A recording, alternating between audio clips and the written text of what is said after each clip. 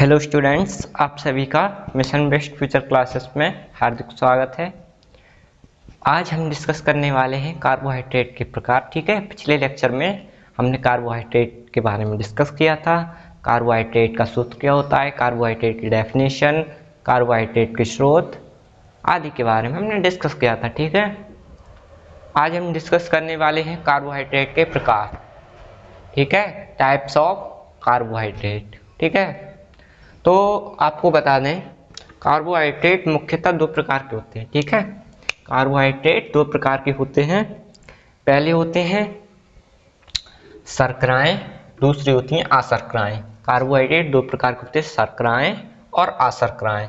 Question में पूछ लिया जाता है कि कार्बोहाइड्रेट कितने प्रकार के होते हैं, तो शर्कराएं अशर्कराएं, और अशर्कराओं को हम पॉलीसैकेराइड भी कहते हैं। ठीक है, अब हम डिस्कस करते हैं। आज हम शर्करा के बारे में डिस्कस करेंगे। शर्करा क्या है, शर्करा के प्रकार, फिर उसके बाद अशर्कराएं देखेंगे। ठीक है, नेक्स्ट क्लास में आज हम केवल शर्कराओं के बारे में डिस्कस करेंगे। शर्करा क्या होती हैं, कितने प्रकार की होती हैं, कैसे उत्पत्ति होती है। ठीक है, तो शर्कराओं को हम इंग्लिश में कहते हैं शुगर, और शुगर का मतलब आप जानते हैं मीठा। डायरेक्ट अपन मन लगाते हैं, शुगर का मतलब मीठा। ठीक है, तो शर्कराएं क्या होती हैं, शर्कराएं जल में रंगहीन क्रिस्टलीय पदार्थ है। जल में विलेय। ठीक है, यहाँ विलेय रह गया, आइए, जल में विलेय रंगहीन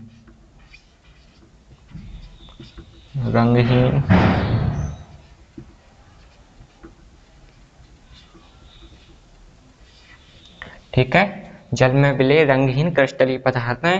ठीक है, शर्कराएं क्या है, शर्कराएं रंगहीन है। चीनी देखी आपने, चीनी शर्करा ही तो है, सुक्रोज। चीनी सफेद होती है, कोई कलर ही नहीं होता है, रंगहीन, और जल में घुल जाती है, और इनका स्वाद कैसा होता है, मीठा। चीनी कैसी होती है, मीठी। तो ये हमारी शर्कराएं कहलाती हैं। अब बात आती है शर्कराओं को कितने प्रकार से हम डिवाइड कर सकते हैं। शर्कराओं को हम दो भागों में बांट सकते हैं। एक शर्करा हमारी होती है मोनोसैकेराइड शर्करा, एक शर्करा होती है हमारी ऑलिगोसैकेराइड शर्करा। ठीक है, तो मोनोसैकेराइड शर्करा कौन सी होती है, सुनिए भाई। वे शर्कराएं जिन्हें अधिक छोटे अणुओं में जलापघटित नहीं किया जा सकता। यानी कहने का तात्पर्य यह है कि हम इन शर्कराओं को छोटे से छोटे कणों में, अणुओं में जलापघटित नहीं कर सकते। यानी इनकी एक सीमा होती है कि इतने अणु से छोटे अणु में ये जलापघटित नहीं होंगी। तो इन शर्कराओं को हम मोनोसैकेराइड कहते हैं। ठीक है, इनके एग्जाम्पल होते हैं ग्लूकोज हमारा एक मोनोसैकेराइड शर्करा है। एग्जाम्पल में पूछ लिया जा सकता है कि इनमें से कौन सी मोनोसैकेराइड शर्करा नहीं है। आपको ये ऑप्शन दिए होंगे जो आपके इस एग्जाम्पल में लिख रहे हैं, और उनमें से एक ना होगा। ठीक है, मान लीजिए ग्लूकोज हमारा एक मोनोसैकेराइड शर्करा है, फ्रक्टोज, गैलेक्टोज, मैनोज आदि मोनोसैकेराइड हैं, और इनका जो सूत्र होता है सभी का सूत्र सेम होता है। मोनोसैकेराइड में जो भी हमारे हैं उनका सभी सूत्र होता है C6H12O6। तो इस टाइप से भी क्वेश्चन बन सकता है कि मोनोसैकेराइड का सामान्य सूत्र होता है, तो हो जाएगा C6H12O6। बात क्लियर हुई। इनका जो सामान्य सूत्र होता है वो होता है CnH2nOn। ठीक है, अगर हम यहाँ 6 लें तो क्या हो जाएगा C6, यहाँ हम 6 लेंगे तो 6 दूनी 12, यानी CH12O6। ठीक है, इस टाइप से हम मोनोसैकेराइड का सूत्र लिखेंगे CnH2nOn। आई होप मोनोसैकेराइड का टॉपिक आपको क्लियर हुआ होगा। और दूसरी शर्करा होती है हमारी ऑलिगोसैकेराइड शर्करा। पहली शर्करा तो हमारी ये हो गई मोनोसैकेराइड, दूसरी होती है ऑलिगोसैकेराइड। तो हमेशा याद रखिए ऐसी शर्कराएं जिन्हें अगर हम जलापघटित कर दें तो वो मोनोसैकेराइड के 2 से 10 अणु दें।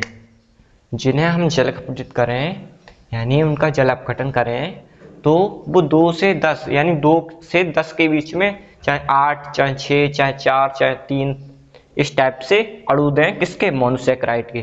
तो ऐसी शर्कराओं को हम ऑलिगोसैकेराइड शर्करा कहते हैं। ठीक है, अब ऑलिगोसैकेराइड शर्करा भी हमारी जो होती है वो दो प्रकार से हो सकती है।